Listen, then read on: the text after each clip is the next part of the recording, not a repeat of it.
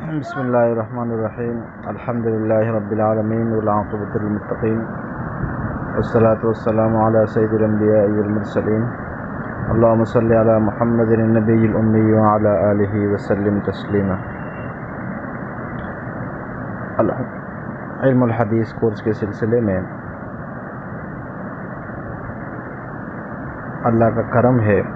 کہ روزانہ کی بنیاد پر نبی کریم صلی اللہ علیہ وسلم کے فرمودات، آپ کے ارشادات ترجمہ اور مختصر تشریح کے ساتھ آپ کی خدمت میں پیش کی جاتی ہے۔ اسی سلسلے میں ہم آج بھی نبی کریم صلی اللہ علیہ وسلم کے 4 احادیث آپ کی خدمت میں ترجمے اور تشریح کے ساتھ پیش کر رہے ہیں۔ نبی کریم صلی اللہ علیہ وسلم نے فرمایا، کم من قائم لیس له من صیامہ الا الظمأ وکم من قائم لیس له من قیامہ الا السحر۔ آپ علیہ الصلوۃ والسلام نے فرمایا، کم من قائم لیس له من صیامہ الا الظمأ وَكَم مِّن قَائِمٍ لَيْسَ لَهُ مِن قِيَامِهِ إِلَّا السَّحَرُ۔ بہت سارے روزے دار ایسے ہیں جنہیں ان کے روزوں سے اجر و ثواب میں سے کچھ بھی حاصل نہیں ہوتا سوائے پیاس کے، اور بہت سارے راتوں کو اٹھ کر عبادت کرنے والے، قیام کرنے والے ایسے ہیں جنہیں ان کی عبادت سے اجر و ثواب کچھ بھی حاصل نہیں ہوتا سوائے رات کو جاگنے کے۔ 2 عبادتوں کا اس روایت کے اندر ذکر ہے، جن میں سے ایک عبادت کا تعلق دن سے ہے اور ایک کا تعلق رات سے ہے، اور یہ دونوں انتہائی مشقت اور تکلیف والی عبادتیں ہیں۔ روزے کا تعلق دن سے ہوتا ہے، جس میں انسان اپنے اوپر ان چیزوں کو بھی حرام کر دیتا ہے جو عام حالات میں اس کے لیے حلال ہوتی ہیں، جبکہ تہجد کا تعلق رات سے ہے، اور رات کو اللہ نے آرام کرنے کے لیے پیدا فرمائے ہیں، لیکن تہجد پڑھنے والا شخص اپنے لیے اس آرام کو چھوڑ کر اللہ کے سامنے کھڑے ہو کر عبادت کرتا ہے۔ لیکن افسوس کی بات یہ ہے کہ بعض لوگ ایسے ہیں جو ان دونوں عبادتوں کی مشقت کو تو برداشت کرتے ہیں، لیکن جو ان عبادتوں کی اصل روح ہے، یعنی اجر و ثواب، وہ انہیں حاصل نہیں ہوتا، اور اس کی وجہ یہ ہوتی ہے کہ وہ ان عبادتوں کے حقوق ادا نہیں کرتے، اور ان عبادتوں کا جو طریقہ اللہ کے نبی نے بیان فرمائے ہیں اس طریقے پر ان کو ادا نہیں کرتے۔ چنانچہ روزے دار اپنے روزے کے اندر غیبت کرتا ہے، روزے دار اپنے روزے کے اندر جھوٹ بولتا ہے، روزے دار اپنے روزے کے اندر گالم گلوچ کرتا ہے، تو ایسے روزے کے بارے میں فرمایا کہ ایسے شخص کے لیے اس روزے میں سے اجر و ثواب کچھ بھی حاصل نہیں ہوگا سوائے پیاس اور بھوک کے، البتہ اس کا فرض جو ہے وہ ادا ہو جائے گا۔ اس لیے ایک روایت کے اندر یہ بھی آتے ہیں کہ آپ علیہ الصلوۃ والسلام نے فرمایا کہ اگر کوئی شخص روزے کی حالت میں فسق و فجور کو نہیں چھوڑتا، جھوٹ کو نہیں چھوڑتا، تو ایسے شخص کے روزے کی اللہ کو کوئی ضرورت اور کوئی حاجت نہیں ہے۔ اسی طرح ایک شخص رات کو تہجد تو پڑھتا ہے، لیکن لوگوں کو تکلیف میں ڈالتا ہے، ریاکاری سے پڑھتا ہے، صبح اس کا چرچا کرتا ہے، تو ایسی عبادت اور ایسے تہجد کے بارے میں فرمایا کہ اس سے کوئی ثواب، کوئی اجر حاصل نہیں ہوتا سوائے بیداری اور جاگنے کے۔ دوسری روایت، نبی کریم صلی اللہ علیہ وسلم نے فرمایا، من حسن اسلام المرء ترکہ ما لا یعنیہ، من حسن اسلام المرء ترکہ ما لا یعنیہ۔ یہ روایت ترمذی شریف کے اندر موجود ہے۔ آپ علیہ السلام نے فرمایا کہ کسی شخص کے اسلام اور دین اور مذہب کی خوبیوں میں سے ایک خوبی یہ بھی ہے کہ وہ بیکار اور بے فائدہ چیزوں کو چھوڑے گا۔ اسلام نے کوشش یہ کی ہے کہ جو اپنے پیروکار ہے، اپنے ماننے والے ہیں، ان کی اوقات کے ایک ایک لمحے کو قیمتی بنایا جائے تاکہ قیامت کے دن اس پر افسوس نہ ہو۔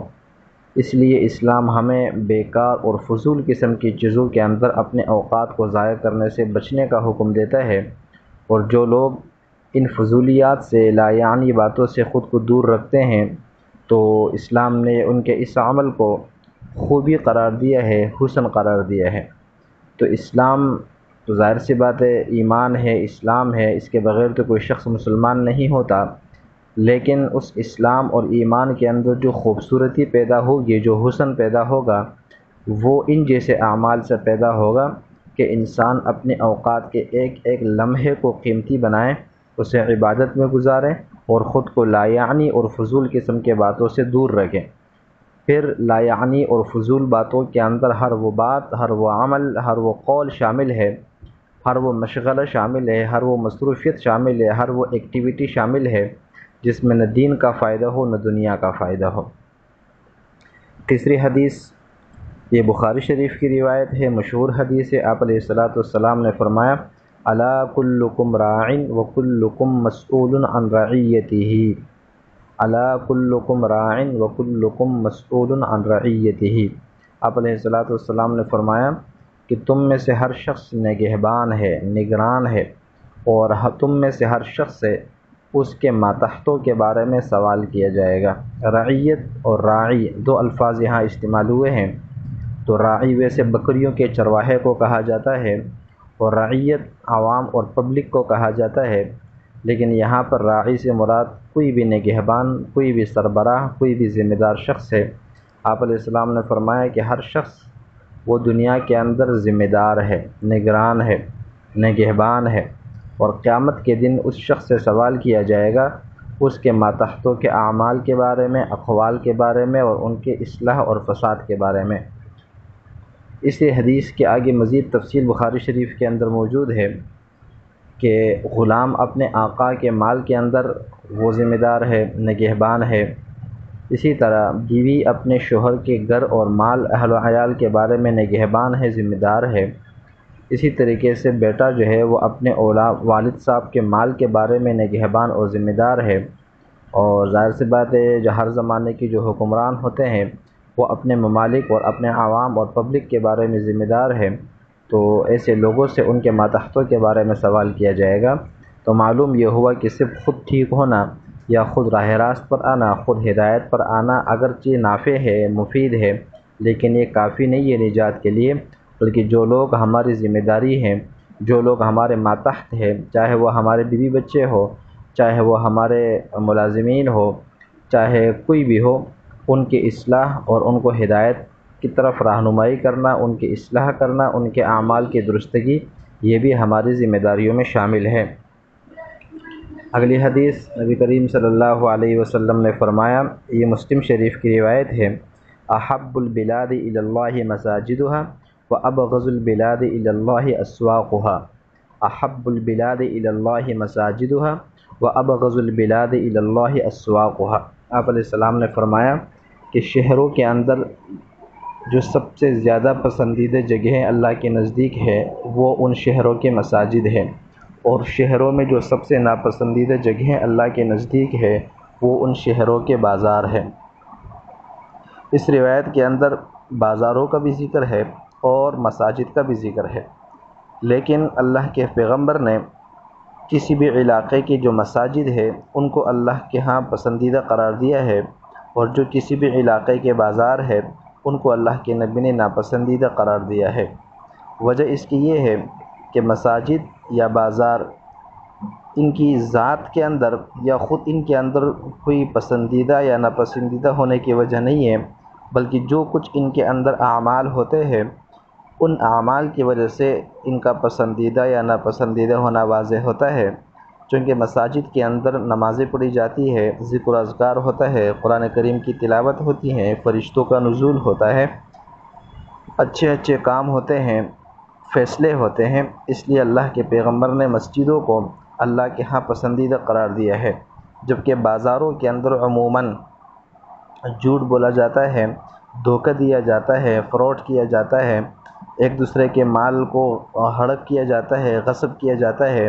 اس جھوٹی قسمیں اٹھائی جاتی ہے، اس لیے بازاروں کو ناپسندیدہ قرار دیا گیا ہے۔ تو اس لیے اس حدیث کے اندر بازار اور مساجد کا آپس میں موازنہ پیش کیا گیا ہے۔